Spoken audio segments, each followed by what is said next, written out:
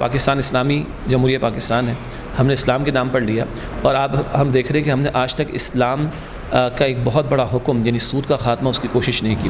بہت سارے فورسز کے اداروں کے ریٹائرمنٹ کے بعد ان کے لوگوں کو 2-2 3-3 4-4 پلاٹ مل رہے ہوتے ہیں, تو بھائی وہ بھی پاکستانی ہیں, ان کو بھی اپنا پارٹ اس میں پلے کرنا چاہیے. تو اشرافیت سے وصولی بھی ہونی چاہیے. یہ کہنا کہ سارے دیگر ممالک میں بہت اچھا اور ہمارے سب کچھ خراب ہو رہا ہے, ایسا نہیں.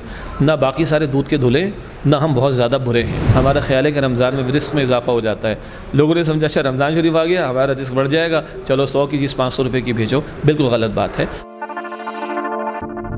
پاکستان میں مہنگائی نے عام آدمی کی کمر توڑ دی ہے. حکومت کے دشمن فیصلوں کے ساتھ ساتھ ناجائز منافع خوری بھی عروج پر ہے. اس حوالے سے ہمارے ساتھ معروف مذہبی اسکالر شجاع الدین شیخ موجود ہیں. آئیے ان سے بات کرتے ہیں. آپ دیکھ رہے ہیں ٹائمز آف کراچی اور میں ہوں انظار احمد. سر السلام علیکم. بتائیے گا کہ پاکستان میں موجودہ صورتحال, مہنگائی, ان سب کی اصل وجہ ہے کیا؟ کس وجہ سے جو ہے وہ اتنی پریشانیاں ہیں؟ وعلیکم السلام ورحمۃ اللہ. بسم اللہ الرحمن الرحیم. دیکھیں پاکستان ایک بنیادی طور پر زرعی ملک ہے, ٹھیک ہے, اور ہماری بہت ساری اگر ظاہری اسباب کے اعتبار سے بات کریں تو ہماری بہت ساری ایکسپورٹ جو ہیں وہ زراعت بیسڈ ہیں, کچھ اس حوالے سے بھی. اسی طرح ہماری امپورٹس کے معاملات کا بہت زیادہ بڑھنا, یہ عام طور پر ظاہری اسباب ہمارے بیان کیے جاتے ہیں. اسی کے ساتھ ساتھ اس پاکستان کو جو لوٹنے والوں نے لوٹا ہے اور جن کی اربوں خربوں کی جائیدادیں پاکستان اور پاکستان سے باہر بھی موجود ہیں, کرپشن ہم سب کو معلوم ہے, ملک کو لوٹے جانے کا معاملہ ہم کو معلوم ہے. اسی طرح ایک اشرافیہ کا طبقہ ہے کہ جو زراعت سے بھی لوگ منسلک ہیں, انڈسٹری سے بھی منسلک ہیں اور ہائی اپس بھی ہیں, ان پر کوئی ٹیکس نہیں لگا ہوتا یا ان کی طرف سے کوئی نیشنل ایکس چیکر کے اندر انفلو نہیں آ رہا ہوتا. تو بٹ نیچرل جب ملک کی حالت بگڑتی ہے معاشی اعتبار, جیسے پاکستان کی ریزروس ہمارے پاس نہیں ہیں, فارن ریزروس, تو وہ سارا امپیکٹ جاتا ہے عام اینڈ یوزر کے اوپر. پیٹرول کی قیمت, چینی کی قیمت, آٹے کی قیمت, دال کی قیمت, تیل کی قیمت, یہ تو وہ ظاہری پہلو ہیں کہ جس کے اعتبار سے ہم سمجھیں کہ ڈسکشن اس میں ہونا چاہیے. لیکن سچی بات یہ ہے پاکستان اسلامی جمہوریہ پاکستان ہے. ہم نے اسلام کے نام پڑھ لیا اور اب ہم دیکھ رہے ہیں کہ ہم نے آج تک اسلام کا ایک بہت بڑا حکم یعنی سود کا خاتمہ اس کی کوشش نہیں کی. ہمارا پچھلی سال جو وفاقی حکومت نے بجٹ بنایا وہ 950 ارب روپے کا تھا, جس میں سے 4000 ارب روپے ہم سود کی مد میں دے رہے ہیں. جب سارا ادھر نکل جائے گا تو قوم کی ترقی کے لیے بچے گا کیا؟ تو ہماری 3-4 گزارشات ہیں. نمبر 1 یہ ہے کہ سود کے خاتمے کا معاملہ کیا جائے, جس کے لیے وفاقی شرعی عدالت کا 2022 کا 26 رمضان کا فیصلہ بھی موجود ہے اور جو آرٹیکل 38F پاکستان کا کانسٹیٹیوشن بھی کہتا ہے. سود کا خاتمہ ہوگا تو اللہ کی رحمتیں برکتیں بھی آئیں گی. نمبر 2, جو ہم بوجھ سارا غریبوں پر ڈال رہے ہیں تو جو مالدار طبقات ہیں ان پر بھی اس کا امپیکٹ آنا چاہیے اور ان سے بھی وصولی ہونی چاہیے. خاص طور پر جو بڑے بڑے اشرافیہ کے پاس بڑے بڑے بینیفٹس ہیں, ریٹائرڈ ججز کی 10-10 لاکھ روپے کی پینشن ہوا کرتی ہے, بہت سارے فورسز کے اداروں کے ریٹائرمنٹ کے بعد ان کے لوگوں کو 2-2 3-3 4-4 پلاٹ مل رہے ہوتے ہیں, تو بھائی وہ بھی پاکستانی ہیں, ان کو بھی اپنا پارٹ اس میں پلے کرنا چاہیے. تو اشرافیت سے وصولی بھی ہونی چاہیے.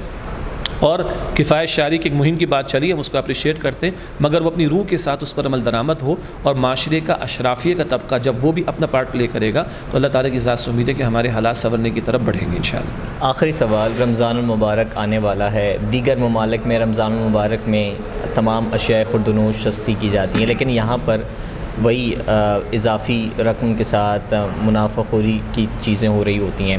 تو اس کا حل کیا سمجھتے ہیں؟ اصل میں یہ بھی جو آپ نے جملہ فرمایا کہ دیگر ممالک میں سستی ہو رہی ہوتی, یہ بھی تھوڑا سا مرعوبیت ہے ہماری.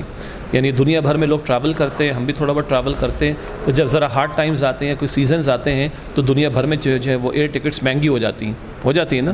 تو یہ کہنا کہ سارے دیگر ممالک میں بہت اچھا اور ہمارے سب کچھ خراب ہو رہا ہے, ایسا نہیں. نہ باقی سارے دودھ کے دھلے, نہ ہم بہت زیادہ برے ہیں. لیکن یہ اس کو جنرلائز انداز میں لینا چاہیے کہ ہاں اگر ماہ رمضان کیا رمضان کے علاوہ بھی تو لوگ کھاتے پیتے. ٹائمز آف کراچی سے جڑے رہنے کے لیے ہمارا چینل سبسکرائب کریں. ہماری ویڈیوز کو سب سے پہلے دیکھنے اور باخبر رہنے کے لیے بیل آئیکن پر کلک کرنا نہ بھولیں.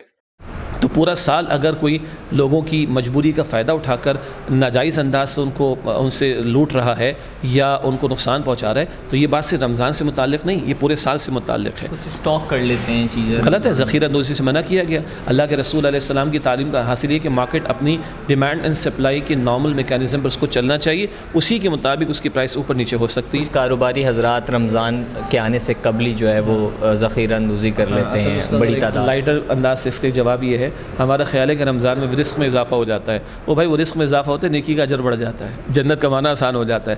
لوگوں نے سمجھا اچھا رمضان شریف آ گیا ہمارا رزق بڑھ جائے گا، چلو 100 کی چیز 500 روپے کی بھیجو. بالکل غلط بات ہے. اور یاد رکھیے کہ جو اس طرح کی ناجائز منافع خوری کریں یا لوگوں کی ایک ڈیمانڈ یا ایک نیڈ ان کی اس کا ناجائز فائدہ اٹھائیں، تو ادھر یہ کریں گے کہیں کل کو اور ان کے ساتھ کر رہا ہوگا. حرام رکتا نہیں ہے، حرام کا نتیجہ ادھر دنیا میں بھی اللہ سبحانہ و تعالیٰ دکھا رہا ہوتا ہے.